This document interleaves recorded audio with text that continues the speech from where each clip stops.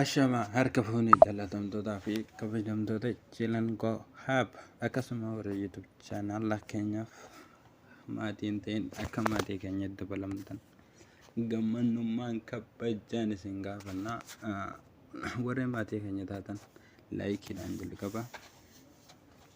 Egaa har'a barumsichi keenya kan har'a happy bayyaanan bareedaa tokko isinii qabadheetan dhufa habbichi maal jechuun keessa waan afaan qabne habbichi shabaqa farii zeenii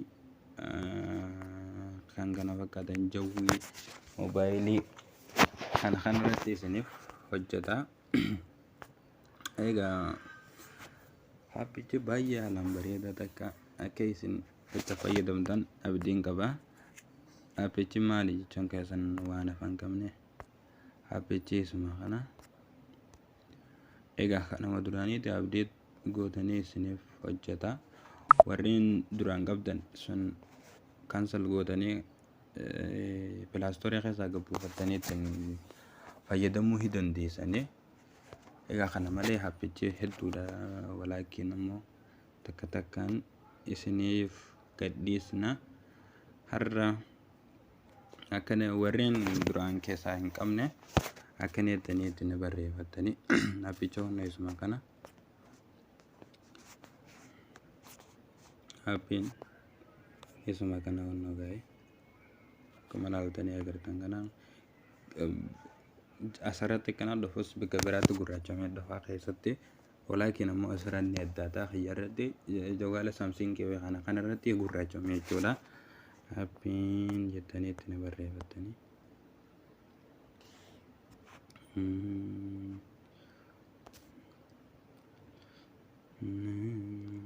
kana akkana jettanii ittiin barreeffattanii habbiin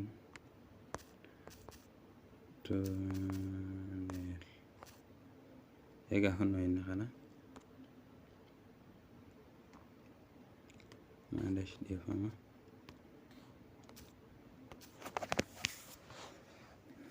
Shabakaan xiqqisha beeka habbichi gaa kunoo akkuma ilaaltanii agartan kana asirratti kana fakkaata inni kana. Okay, awwaan duraan itti fayyadamaa jiruuf open naan jaa isin ammoo install godhattanii.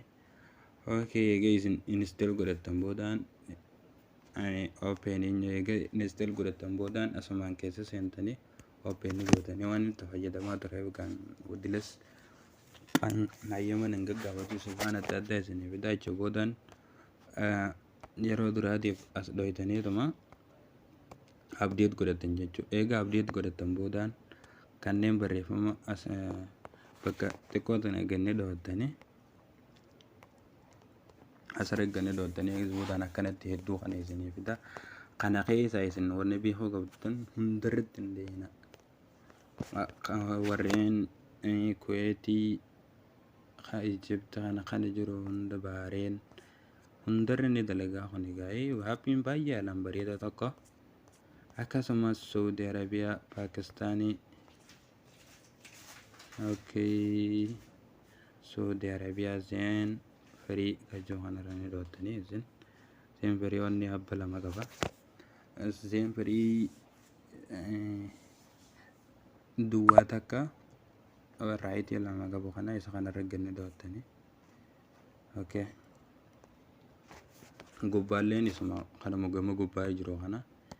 Egaa asirratti dhootanii kana gama gubbaa waan jiru kanarra ni dhoottan jechuudha. Inni kanuma maaliif inni kanarratti eega dhoottan boodaan akkanatti isiniif dagaayii ichi boodaan connect goona gaa habiibi. Egaa boodaan connect godhanne jechuudha. Okay, maaliif wifi akka nu dalagee jira jechuudha. Ammoo wifi irraa dalagee jiraani. Wifi irraa dalaguu jira akka nama gaa hunda akkuma ilaaltanii agartan kanatti.